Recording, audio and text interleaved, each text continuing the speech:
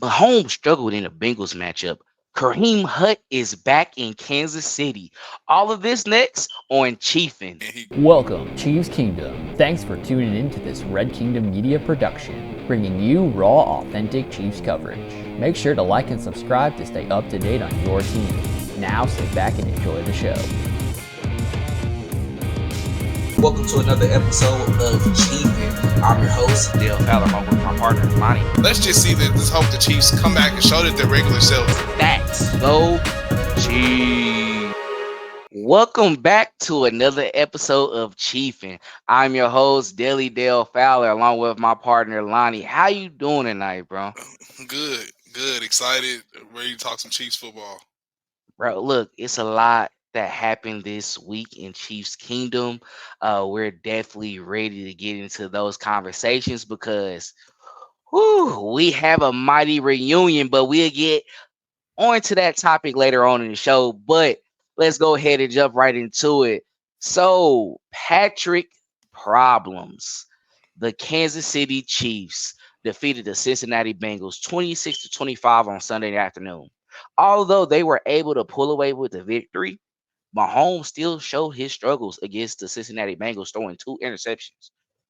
Lonnie, do you think this is going to be a continuous issue throughout the season, or do the Bengals just have our number when it comes to stopping the offense? Yeah, so I hope it's not a continuous issue with Mahomes.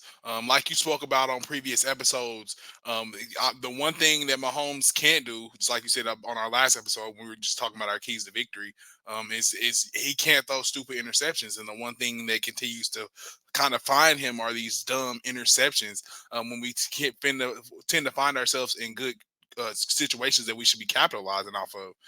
I think this is the one thing that Mahomes was kind of a knock on Mahomes coming out, if I was not mistaken, when he came out of the draft, is that his footwork would tend to get sloppy and he could get careless with the ball and tend to try and fit it in every window. And sometimes they result in turnovers. So I think this is just a microcosm of that. I think Mahomes has done this in years past, and like I spoke about on the post game, and it hasn't really costed us. We've won despite the turnover margin. However, I don't think it's something that can continue, and it's yet to still catch up with him. I think he just has to find himself and get back in rhythm, get a grasp on his footwork, know where his feet, be where his feet is, and be able to deliver the ball. I think he gets a little bit overexcited, kind of just wants to do too much. I feel like that was the knock on Caleb Williams, and I think a lot of these younger quarterbacks is they hold on to the ball a lot. A lot of them just want to make plays, and I think that's what Mahomes is just suffering from, is just trying to make a play and hold on to the ball for a little bit too long, and then trying to deliver the ball into some tight windows where he shouldn't be throwing the ball. But like I said, this was a knock on him coming out. I don't think this can continue to happen if the Chiefs want to continue to have success. I think he has to focus on this part of his game in order to give them an advantage, the necessary advantage they need on offense. Because like I said, we get turnovers or they get a stop, it's a 3 and out, and Mahomes comes over and he turns it over and gives the ball right back to Roquan Smith. So it's like, we what are we doing here? And you get a turnover, get a stop, get a 3 and out, and you throw an interception to Cam Taylor-Britt. I mean, we're not taking advantage of the situation whatsoever. But I mean, I think it's something that he can get a grasp on, and we've seen him do great and be great at his footwork and deliver the ball, have MVP season. So it's not nothing that I don't think he won't get a grasp of, but I think he has to get a grasp of it. It cannot continue if the Chiefs want to win. And I hope it doesn't continue. I don't think he will, have these issues throughout the season, but I do think that the Bengals do have his number when it comes to, coming into this game, this matchup, really eyeing on what Mahomes does best, and they want to take that away from him. I do give them credit that when they come into this game, they're saying, you know what, we're not going to let Patrick Mahomes defeat us. We're not going to let him get the ball downfield and start getting him going. Now, what makes Patrick a great quarterback is in those moments what he experienced on Sunday, every other quarterback wasn't supposed to do that. If you go into the record when the opposing team has 300 plus yards, they didn't put points on the board, and then they have two turnovers over you, and well, actually won a turnover battle against you, you're not supposed to win that game. But he was able to do that, and really, we have to give credit to that defense and Steve Spagnuolo. Now, I understand that this conversation is about Patrick Mahomes, staying at that pace, and I'm going to explain that as well too, and I'm gonna be quick about it. But it's just when you have a defense that is playing at that caliber, honestly, a top three defensive league, they really arguably can be considered the best defensive league, especially with their youth and what they have been able to do as they progress throughout the years. You have to give credit to them because they're basically saying, like, hey, Pat, we know what type of game that you play. You're the type of guy where you have to take these chances. You have to open up the floodgates, because what's going to happen is once you're able to get in the mental head of those opposing defenders, then you can take it away. And all we have to do is, at moments, play our part, get them off the field on third down. If they try to go for it, get them off the field on fourth down as well too. Get a turnover in then and there if we can. It doesn't have to be an interception, but even if it's a turnover on downs or a forced fumble, which we saw in that matchup, and guess what? Shamari Connor took that to the crib. Guess what? You talked about it already, Lonnie. That was a 10-point swing right there. It put us back into the game. So you have to give props to what they have done defensively, and they saved his struggles. But Patrick Mahomes, when it comes into these situations, and we saw him in the playoffs as well too, give him a drive to go down the field and make a play, he will do that. But I think what he has accepted, and you heard me say this on Sunday and going forward as well too, I think he accepted that I may give up the ball to them, but I'm going to have to stay aggressive, because when I basically play, punk ball, I'm scared. I'm showing them that I am flustered and you having me out of control, then they're going to take advantage of that. Now, guess what? He did throw that interception to that linebacker. He did throw that interception to Cam Britt Taylor. But guess what he did as well, too? He was able to get down the field and get the ball into the end zone as well. He was able to put points on the board, and all we had to do was get a stop, which Spagnuolo did, and we marched down the field, even though it was because of a penalty. That's still a penalty. He came through his back. We got a couple more yards. Harrison Butker hit the field goal, and then guess what? We're off to 2-0, and we got to the point to where we kind of got through the juggernaut of the beginning of the season. So Mahomes, he's going to struggle against the Cincinnati Bengals. I have accepted that. I think he may at times feel like he has accepted that as well too.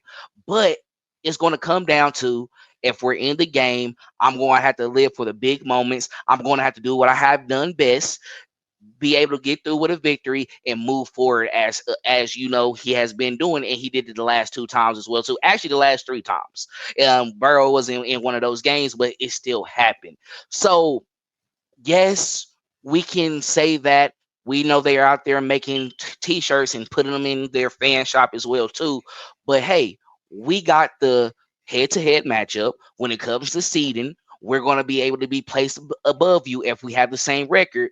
We have won that battle. Now, when it comes to the postseason, we're going to have to be ready to play as well too. But let them keep on talking. Let them keep on giving us bulletin board material. We're just going to keep on keeping it professional. But overall, it was a disappointing performance. I wish he could have done better. But hey, you live by it when you have Patrick Mahomes as your quarterback. Anything you want to add to that before we go ahead and move on? Yeah, I think he just can't be scared to take the check down. I feel like what separates him between a lot of guys like Brady, and really just between him and Brady, is he's kind of scared. He's scared to check it down or take the running back sometime. He wants to make the big play. He has to make something happen. He's a victim of the moment, I think so, which a lot of people are. But you kind of just have to be smarter in the moment and take the check down. So, and I think he suffers from that. But I think it, like you said, it's nothing that he can't get past. But you, he has to start just taking the check down or throw it away. Dirt it. Like, it doesn't Like I matter. You said, don't have to. You don't have to try and make every play. Like, and that's what I feel like he tries to do, which is fine. But like, especially when we get up the ball on like a turnover on downs, they punt us back the ball. We have to take advantage of those situations. We can't give the ball back to them. That's what's will pull us away, give us the lead. We don't need much. So, but essentially, if some picks are like long punts, I mean, I know when he throws them, it's like basically it's just like punting on third down. But it's like it's still like you can't do this. It's a sloppy part of his game. He just really needs to get out. That was the one knock on him. You don't want anyone to have like knocks on you. Like Mahomes, you got to get that together. I do think Mahomes will adjust. However, it's going to be some growing pains throughout the season. But at least I feel like in certain situations, he's more cognitive of what's going on, and he's trying to be mindful of those as well too. It's just sometimes he can get in his own head. All right, but before we get into our second topic, make sure to like and subscribe to our YouTube channel. Also, follow us on all social media platforms at Red Kingdom Media. Make sure to subscribe to our Substack as well too. That way you can get all our daily newsletters that's coming out, and then also see me and Rod's pregame and postgame articles as well too. So please support, become a paid member as well too. You'll get exclusive perks when you join that as well. So man, just definitely tap in and support the channel. Also, sign up to be on Clinton's Home of the Chiefs podcast, where he interviews Chiefs fans, other fans around the league as well, talk about their fandom, how they became Chiefs fans, or even fans of other teams as well. Talk about what's coming up for the week. Get your thoughts about that. So man, definitely tap in if you definitely want to be seen on the Red Kingdom Media channel as well. And we have t-shirts. We have t-shirts. So hit up me, Clinton, Lonnie, if you want a t-shirt. So we go ahead and put that order in for you, and then we can get that sent out. Now, jumping into our second topic. Dream Kareem. The Kansas City Chiefs signed running back Kareem Hunt to the practice squad, expecting him to move into the active roster spot in Pacheco's absence. Now, he won't be available in this game against the Atlanta Falcons on Sunday night, but we will see him throughout the season, maybe next week after he gets caught up in the offense. Do you think we're going to see the same Kareem from 2018, or will this be a running back who has a lot of mileage on him from his time in Cleveland? Yeah, so I think we'll see some flashes. I don't want to stamp and say that we're going to see the Kareem from 2018 because I mean he's like you said he's been in the league for a long time, and like the question is also stating, he has some miles on him. He's been around the block for a minute now. He's not been a cheap. He's been with a couple different teams where they actually were gonna need his services, and kind of need him a ton. Some of their running backs, losing a running back a couple years in a row actually to a knee injury, unfortunately. So I don't think we see the Kareem Hunt of 2018 per se, but I don't think that's the story here. I think the story not so much is seeing the Kareem Hunt or who we will see. I think this is more of a story of perseverance and resilience. I mean, I think this is more of a situation where you see a guy that had the world in the palm of his hand. He was on the best team in football at one point. They were at the top of their game, playing with one of the best quarterbacks in the league, and it all came crashing down. And not knowing that he would end up in the situation or down the line three Super Bowls later, he was unable to unfortunately not unfortunately unable to get one. But three Super Bowls later, he finds himself back on that team with those same guys that he started with. Wishing that he was a part of, wishing that he was there. I mean, we've all seen the videos of him getting pulled over and telling the person, "You don't even know who I am. I was supposed to be a Super Bowl champion." I mean, it's a sad story, but I think it's a triumphant story. I think it's one that the world can't wait to hear. It's a story that I think the world loves. They always love a story of resilience and a comeback story. So I think this is, if he can get out there and be half the guy that Kareem used to be, I think it's just gonna mean so much for the city of Kansas City, and not only for the city of Kansas City, but for Kareem Hunt as a whole, and for the team, because we know what could have been that year he was here, that we went on to lose to the Patriots. But I'm not gonna say he's gonna be that 1,000 yard a year, 1,000 yards a season, that same guy that he was when he was here in 2018, the guy he was his rookie year, because yes, he's far removed from that. But I don't think that's the headline. I mean, I think we do him more justice by just let's be honest. Let's bring light to the story. He beat the odds. He made it back around. So be thankful for that.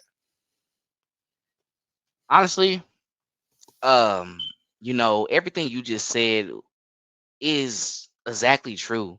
And really, it's no argument when it comes into this conversation, of course, between what we're talking about right now.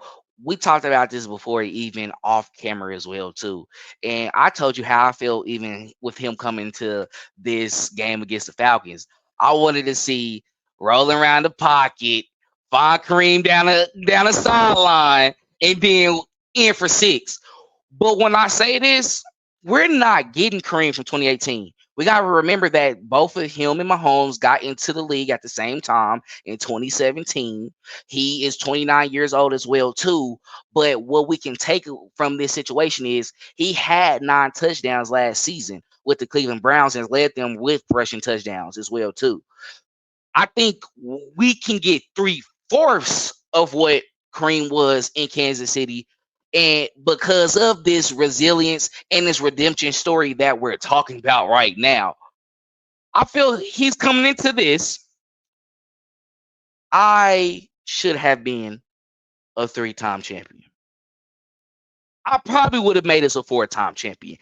And for me, I'm just saying it right now, just so I can feel all that emotion and really take this in, because we always say how some teams usually have a storyline when they're on the head to a Super Bowl, and the Chiefs just took advantage and added that storyline.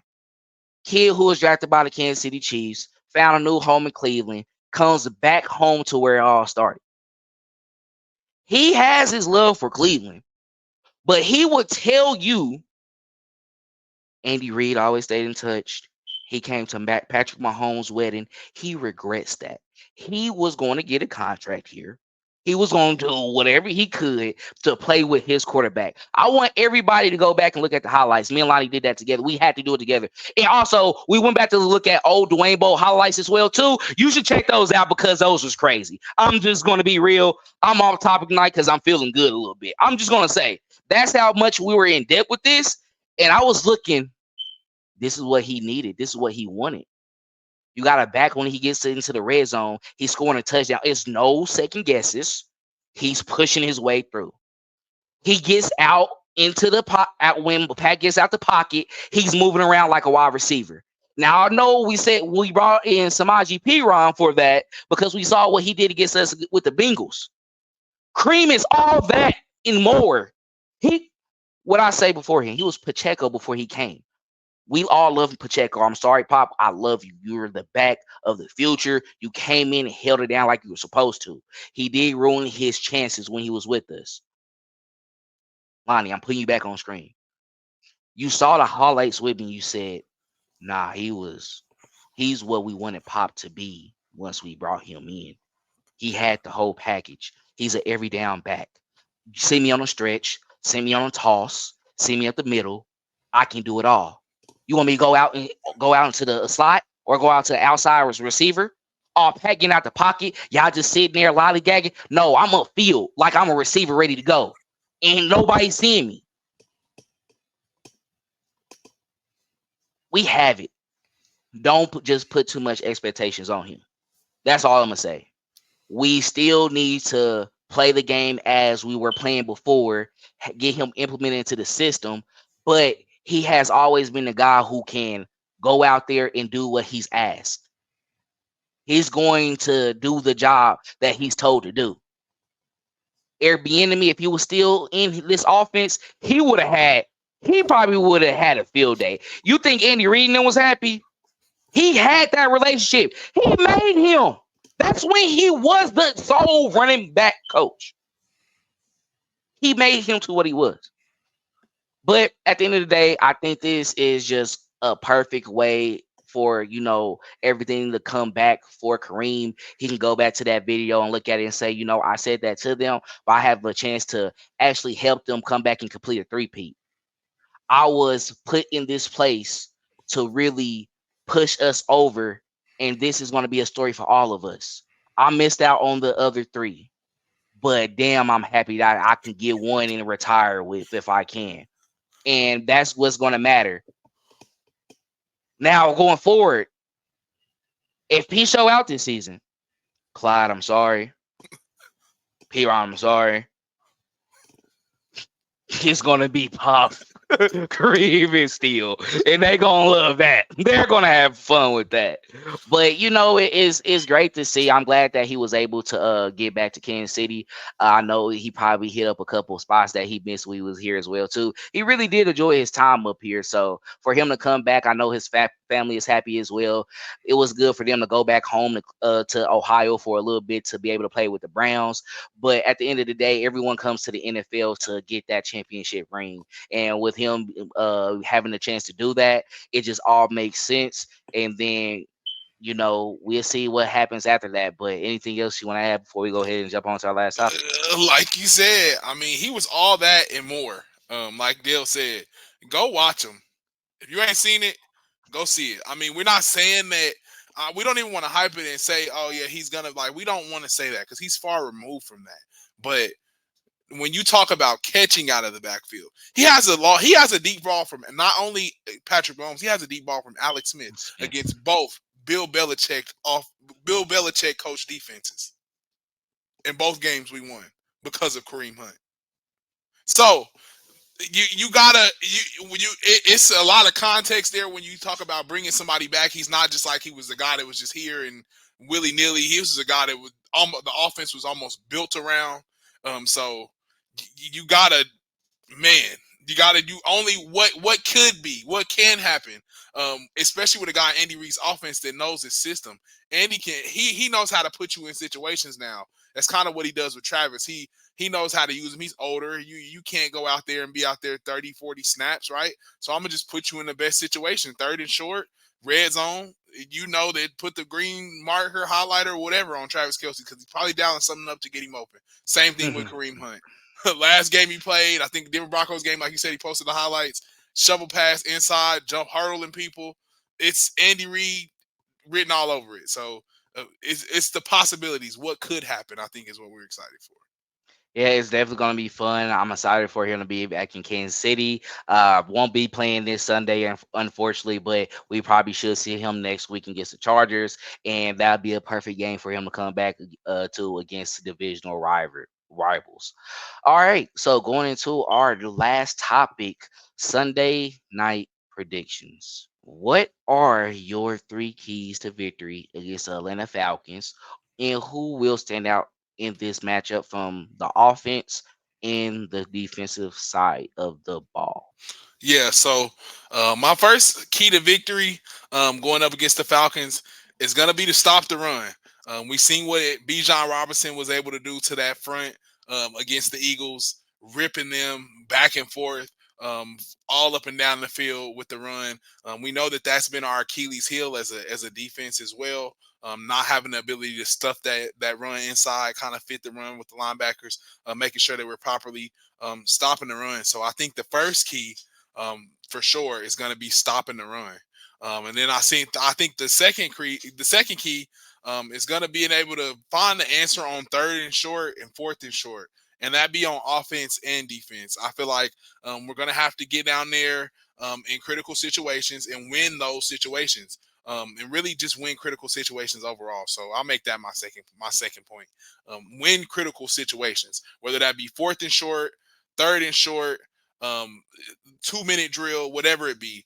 Because we've seen that also the Falcons are ready to take advantage of any situations like the 2 minute drill, like they did against the Eagles. This is not something that I think the Chiefs struggle with. This kind of something that they have perfected over the past couple years when they're on their road to their Super Bowls that they have won. So I don't think this will be a problem for them, but I think this has to be something that they focus on going into the game against the Falcons, seeing what the Eagles did to them, and seeing what they did to the Eagles. I'm sorry, in the 2 minute drill. Just like slicing and dicing, not playing good coverage. So we have to learn how to win on fourth and short, third and short, and in those critical situations, the 2 minute drill, just because those are the killers and backbreakers of games, especially tight games. How I think this one is going to be. And the third one I think is going to be make sure we have a plan at offensive line. I know Kingsley Suamataia got pulled at the end of the Bengals game. I didn't like that. You guys know I've never been a fan of what we had going on at that tackle situation until we kind of drafted Mr. Kingsley Suamatia, kind of showing that that's what who we're gonna go with moving forward. So I didn't like seeing that Andy Reid pulled him. I feel like he should have just stuck with him in there. He made a mistake. Yes, I know it's in a critical time, in a critical situation, a critical game, but sometimes you have to live with that. It's a regular season game. However, I think with them knowing that, them having a pass rusher to the likes of Matthew Judon, guys that are going to try and take advantage of situations like that, I think the Chiefs have to have a plan at that left tackle position, whether it be Wanye Morris situationally or whether it be Kingsley situationally, whatever it is. The plans needs to be surefire going into this game because it's going to be a Sunday night. The celebrities are going to be out. Atlanta, Black Hollywood, better known as Black Hollywood, the new Hollywood. Atlanta. So I think everybody will be out. The two-time Super Bowl champions are back here. Back-to-back Super Bowl champions are in town. The town is going to show out. I think they will be in swing, in full effect, ready to go. So I think you're going to have a plan at left tackle because they're going to be there and they're going to be loud. So I think, however, with all that being said, if we can shore up our left tackle, if we can make sure that we're winning in all our critical situations, whether that be third and short, fourth and short, and winning that 2-minute drill, and make sure that we stop the run, I think we can come out with a victory. I got the Chiefs winning 28-21. I got it being a close game, us winning by another touchdown. I know that people are going to be upset about that. But I think the defense has a good defensive showing here. I think Chris Jones rears his head here, being that Kirk Cousins is not looking too good coming off his Achilles injury. And then I think on the offensive side, I think we see a big day from Travis Kelce. Travis Kelce hasn't had a coming out party yet, but that's one person that Andy Reid knows how to dial it up for. And with no pop, we've been seeing a lot of Rashee Rice opening it up and Xavier Worthy kind of getting his feet up under him. I think we'll see a lot of Travis Kelce. So I think the Chiefs win 28-21. All right, so I'm going to go ahead and start off with my three keys of victory. So my first key to victory is Patrick Mahomes. Like I said last week as well too. Going into this Sunday night football matchup, you're going to be in front of the lights. You're going to be under the lights once again. Also going to be around a lot of people who is going to be coming to watch this game, celebrities as you just mentioned. So we know that in these moments he can live up to it. But at the same time, I don't want you to go out there doing too much that Atlanta defense, even though first couple weeks, I mean defensively they played well. Even though in that loss to the Pittsburgh Steelers, it was a low scoring game, but their defense did good. And teams like this tends to give the Chiefs some problems. So I don't want us to go out there thinking that we got this already won. I want to come out with the mindset that anything can happen, and I want Mahomes knowing that okay, I need to go out here. I need to hit my routes on time. I need to get the ball out quick at times as well too. At moments, if I need to switch the play and switch to an inside dive, go ahead and do that. Whatever works to keep us moving the ball, but it's not allowed. We're not having turnovers behind that as well too. So really, just having a clean game will be important for Patrick Mahomes if we want to go away winning this game and starting out the season 3-0. Now after that, we cannot let Kurt Cobain's get any signs of life. You cannot let him do that because once he start getting it working with B. John Robinson, then you have Drake London out there as well too, who's playing very well. It's just going to really cause a lot of havoc for that defense when we're probably not scoring on certain situations, and then we're kicking the ball, and then they're responding. We need to go out there, punch them in their mouth. Defensively, I want to see George Karlaftis and also Chris Jones have a day. Kirk's cousins. I'm ready to call him Kirko. That's how much of you don't know what you're gonna get from him. It's gonna be crazy, but really, if you just go out there and really attack him, he's not as mobile as those other quarterbacks as well too. You can potentially see some forced fumbles if he's inside, moving up in the pocket, not expecting that pressure. So I would like for us to capitalize on that. And once he gets flustered as well too, he could throw some turnovers. So we need to go ahead and get after him early. That way we can take advantage when we're probably getting the ball in great field positions. Pat can go out there, get a touchdown, get a quick score, and then we're back to where we was at before. And then also after that, my last key to victory is let's feed Travis Kelsey. Let's wake up the beast. He chilled for the first two games, and I think with the Pacheco injury as well too, it's going to allow us to scheme up the offense for him a little bit more. Like I said before, I don't think it was something that was a lost step in those previous matchups where he wasn't doing as much. But I do think that teams were focusing in on a 34-year-old superstar, making sure that he doesn't open up the game for Patrick Mahomes. But the young guys, stepped in when they were supposed to. But I do think this is a matchups where we can expose that secondary, expose that those linebackers with Kelsey's presence of beating up the zone coverage and just going ahead and making plays after the catch as well too. So I definitely expect him to go out there and have fun and show out on Sunday Night Football. Now, my standouts on the offensive side of the ball, obviously, I just said Travis Kelsey. I think this is a game for him to get 7 to 8 catches, going for 100 plus, and 2 touchdowns where he has one on a spectacular catch across the middle, breaking a couple tackles and then showing I'm still here, and then also having one in the red zone as well too, where it was just schemed up very well by Andy Reid. And on the defensive side of the ball, I want to see a coming out party for George Karlaftis. He just got awarded a full sack this week as well too. Chris Jones is very frustrated about that. I told y'all already, I think this is a breakout season for him to show us that he's going to be a top defensive end in the league. I see something similar to Max Crosby, who kind of just snuck up on us, and then it's like he was out there. I think this is his time for him to be like, this is a 2 or 3 sack game. I'm here. I'm one of the next coming up in this position. I'm eventually going to get my bag as well too. I am the Greek freak. So that's my standouts for both sides of the ball. And then my score prediction to go ahead and end it off 31-20. So I do think that the offense wake up this game. I do think they put points on the board. I do think they get 4 touchdowns and a field goal to, go ahead and finish that off. And then defensively, I do think that we're going to do enough to keep them at bay. They're going to have those last moments at the end of the game where they probably go downfield, put some points on the board, and make that score go up to 20. But I do think that Spagnuolo and his defense is going to come out and ball. Anything you have for that, bro? Nope. I hope so. But this is one of those games that TRAP game. Yep, you said it. It can be. So you better be woke going into it, because if you go in sleepwalking, you're gonna get woke up. Be a long night. It could be a long night. But that's all we have for this episode of Chiefin. We thank everyone for supporting the channel and following us on all our social media platforms and subscribing to the YouTube as well too. Remember, once we get to 500 subscribers, we will do a giveaway. So please support the channel. Please tap into everything that we're doing. We got a lot out for everybody, so check that out. We got old content that you can go back to as well too, and just go through all that. We got multiple playlists. So once again, thank everyone for supporting us. It's always a good time talking about Chiefs football. But as always, Lonnie, go Chiefs! Thanks for checking out this update straight from the heart of Chiefs Kingdom.